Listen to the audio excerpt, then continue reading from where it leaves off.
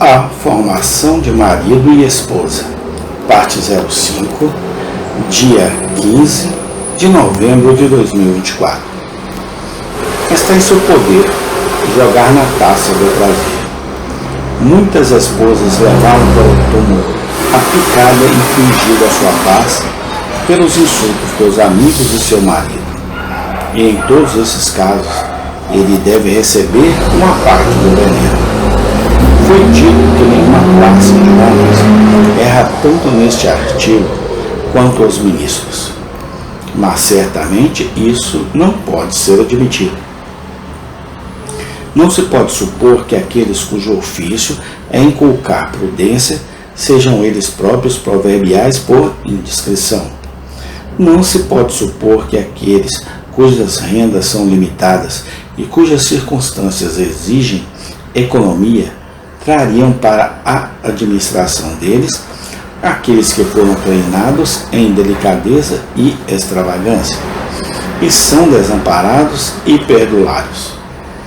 Não se pode supor que homens cujo ofício é respeitável e produtivo de comunhão social selecionariam vulgaridade e ignorância, impróprias para serem vistas ou ouvidas, meramente porque são piedosos. Um ministro deve inculcar ordem e regularidade, e ele se casaria com uma mulher que tornaria sua casa uma cena de confusão e tumulto. Um ministro deve mostrar como as reivindicações da vida e da religião se harmonizam e atribuir aos deveres de cada um seu próprio lugar e estação. E ele se casaria com uma cabeça de chocalho que, em vez de ser uma guardião da casa, sempre foi divagando atrás de algum novo pregador, que em vez de glorificar silenciosamente a Deus em sua própria esfera de responsabilidade, tem se esforçado para despertar a atenção pública, que tem sido zeloso em questões de disputa duvidosa, mas tem tratado como abaixo de sua consideração questões de obrigações comuns? Precisa ser dito a ele que um comportamento adequado em uma posição inferior e privada é a garantia mais segura, é a melhor preparação para um comportamento adequado em uma situação mais elevada e privada. O ministro deve recomendar limpeza e todas as decências da vida. E ele se casaria com uma mulher desleixada e desleixada? O ministro deve mostrar que o ornamento de um espírito manso e quieto é, aos olhos de Deus, de grande valor. E ele se casaria com uma mulher briguenta e abusiva? Um ministro deve manter a mesma relação com todo o seu povo que exige seu amor e serviço. E ele se casaria com uma mulher que se apegaria afetuosamente a alguns comparsas, ouviria todos os seus segredos, divulgaria os seus próprios e formaria esquemas e cismas que tornariam sua residência desagradável ou ocasionariam sua remoção.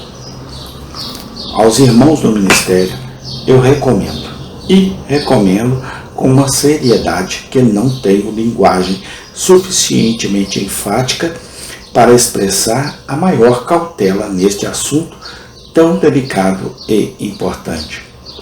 No caso deles, os efeitos de um casamento imprudente são sentidos na Igreja do Deus vivo. Se as esposas dos diáconos devem ser graves, não caluniadoras, sóbrias, fiéis em todas as coisas, o que menos pode ser exigido das esposas dos pastores? Um pastor deve ser um homem cuja vida não pode ser falada contra. Ele deve exibir autocontrole, viver sabiamente e ter uma boa reputação. Ele deve ser gentil, amante da paz e não alguém que ama o dinheiro. Ele deve administrar bem sua própria família, com filhos que o respeitem e obedeçam.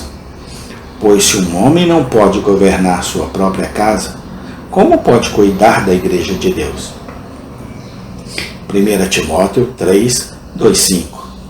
Mas como ele pode exibir em sua família a bela ordem e harmonia que deve prevalecer em toda a família cristã, e especialmente na casa de todo ministro, sem a cooperação inteligente e industriosa de sua esposa? E como isso pode ser esperado de alguém que não tem inteligência ou indústria? Não apenas muito do conforto, mas do caráter de um ministro depende de sua esposa. E o que é de consequência ainda maior, muito de sua utilidade. Quantos foram afastados de cena de trabalho bem sucedido, ou ficaram desconfortáveis no meio delas, pela má administração de suas esposas, que mergulharam seus maridos em dívidas e, assim, destruíram sua respeitabilidade, ou por aquele orgulho, petulância, vulgaridade, baixeza e intromissão ocupada, pelos quais os envolveram em conflitos perpétuos com seus vizinhos, comerciantes ou sua igreja. Considerando, portanto, quanto mal pode ser feito pela indiscrição de suas esposas, os ministros devem elevar a imprudência no casamento à categoria de um grande pecado.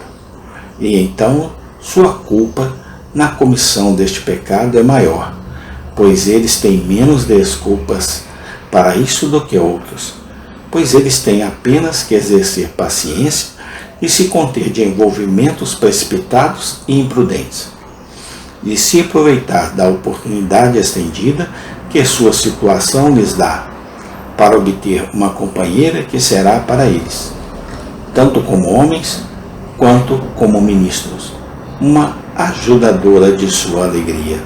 Amém. Tem continuação.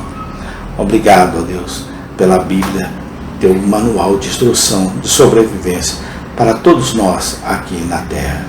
Amém e amém.